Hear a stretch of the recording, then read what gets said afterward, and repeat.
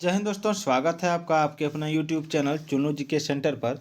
मैं राकेश कुमार राय आपके लिए शिवांगन पब्लिकेशन से एक सेट लेकर आया हूं जो पंचायत सचिवालय परीक्षा 2018 में खोरठा भाषा का प्रश्न पत्र है। ठीक है, आप देख सकते हैं स्क्रीन पर खोरठा भाषा प्रैक्टिस सेट है ये। आप इसको देखिएगा। चलिए हम लोग इसको करते हैं। ये आपका झारखंड सीजीएल, ठीक है, झारखंड में जितने भी तरह का परीक्षा होने वाला है, Jharkhand police, Jharkhand teacher vacancy, सब में ये आपको काम आने वाला है। पूरा वीडियो देख के जाइएगा। चलिए,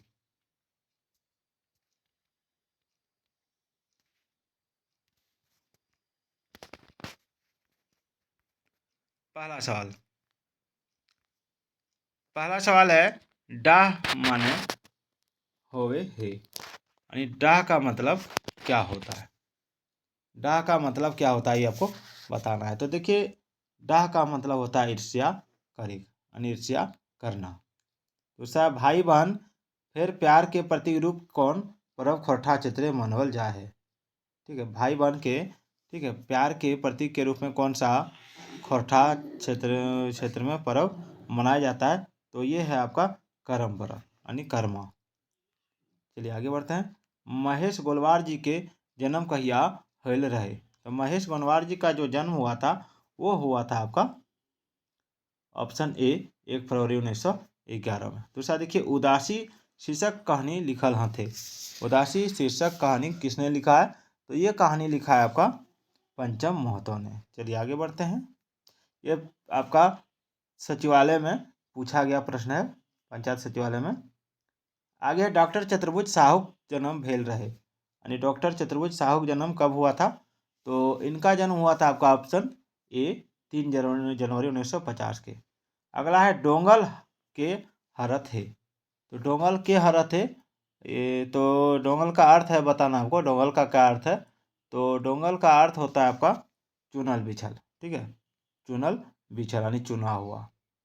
उसके बाद है, दीर्घऊ और हर्ष, दीर्घई और दीर्घऊ कौन रकम में सर्वनाम में एक पटेतर लागे, यानी किस तरह का यह, किसका ये भाग है। तो ये हो जाएगा आपका ऑप्शन बी, ठेकान वाचक, ठेकान वाचक। चलिए आगे बढ़ते हैं। महत्वाइन में कौन पढ़ता है। महत्वाइन में, तो देखिए महत्वाइन में कौन पढ़ता है ये आपको बताना है। तो महत्वाइन में आपका आइन पढ़ता है हमेशा पीछे लगता है। तो महत्व जोड़ आइन यानी महत्वाइन। आगे बढ़ते हैं। मास्टर साहब के नामे कोठा कौन हास्य व्यंग कवि जानल जात है। देखिए, मास्टर साहब के नामे कोठा की कौन सा हास्य व्यंग कवि जाना जाता है। तो इसका आंसर हो जाएगा आपका ऑप्शन सी। ऑप्शन सी इधर होगा, फुतेश्वर करमाली। आगे बढ़ते हैं। एक पथिया डोंगल महुआ कविता संग्रह के भूमिका लिखल थे। तो एक पथिया डोंगल महुआ कविता संग्रह का जो भूमिका है वो लिखा हुआ है आपका ऑप्शन ए डॉक्टर दयानंद बटोही ने। डॉक्टर दयानंद बटोही ने। चलिए आगे बढ़ते हैं। हिमाल माने हवा है। हिमाल का मतलब क्या होता है। तो देखिए, हिमाल का मतलब होता है आपका कनकन यानी ठंडा। ठीक है, आगे बढ़ते हैं। सब टाई चल है फिंगाठी निबंध के लिखवाइन हथे। ये निबंध किसने लिखा है। सबटा चलो है। तो सबटा चलो है, इस जो ये जो निबंध लिखा है ये डॉक्टर बी एन औहदार ने लिखा है। चलिए आगे बढ़ते हैं। बहुवचन बनवे प्रत्यय है, यानी बहुवचन बनाने का प्रत्यय कौन ठो है। तो बहुवचन बनाने का प्रत्यय है आपका ऑप्शन डी ई सभी, यानी वाइन, आइन, इयन, गुला, गुलिन। चलिए आगे बढ़ते हैं। संज्ञा के कई गो भेद है। तो संज्ञा का कितना भेद है ये आपको पूछा जा रहा है। तो संज्ञा का भेद है आपका 5। डीडा, सॉरी, एक मिनट इधर इसको करते हैं।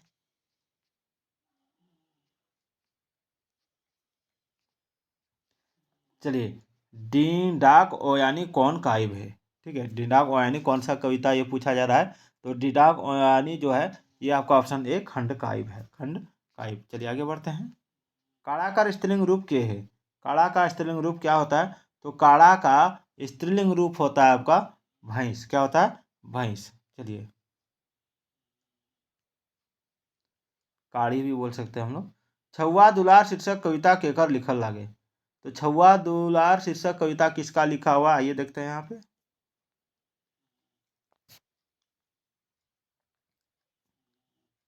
ये हो जाएगा छुआ दुलार शीर्षक कविता लिखा हुआ है आपका भुवनेश्वर दत्त शर्मा व्याकुल जी के द्वारा। चलिए आगे बढ़ते हैं। खोटा निबंध में छोटा नागपुर के नैनीताल कौन जगह के कहल गेल है?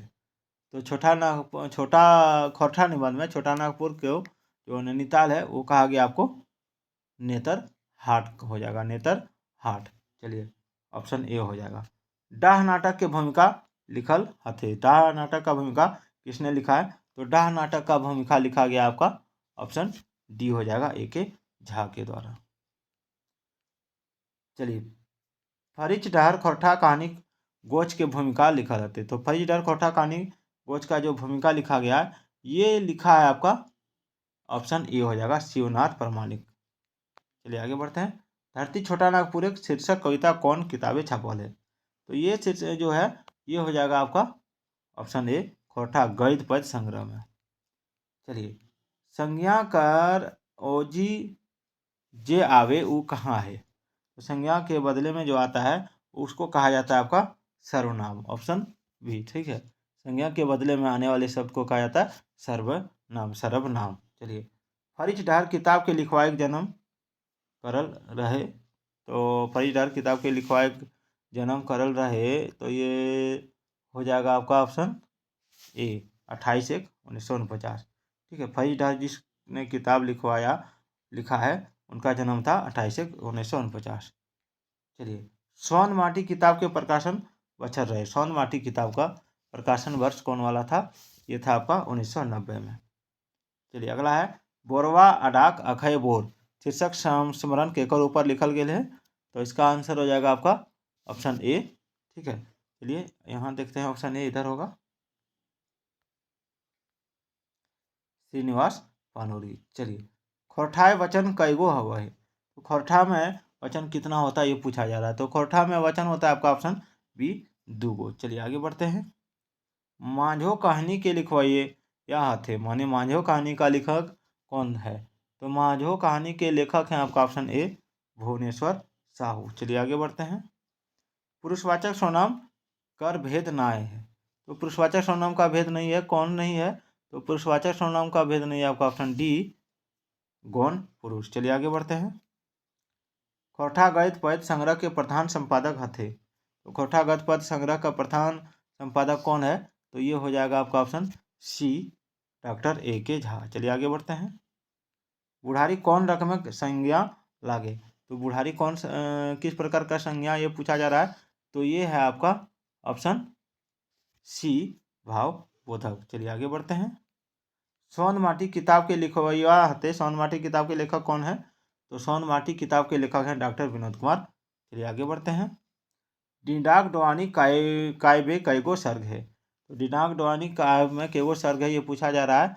तो ये हो जाएगा आपका ऑप्शन ए, चलिए 6 खोरठाए वचन माने की हवे? तो गिनती। खोरठाए वचन माने गिनती। चलिए आगे बढ़ते हैं।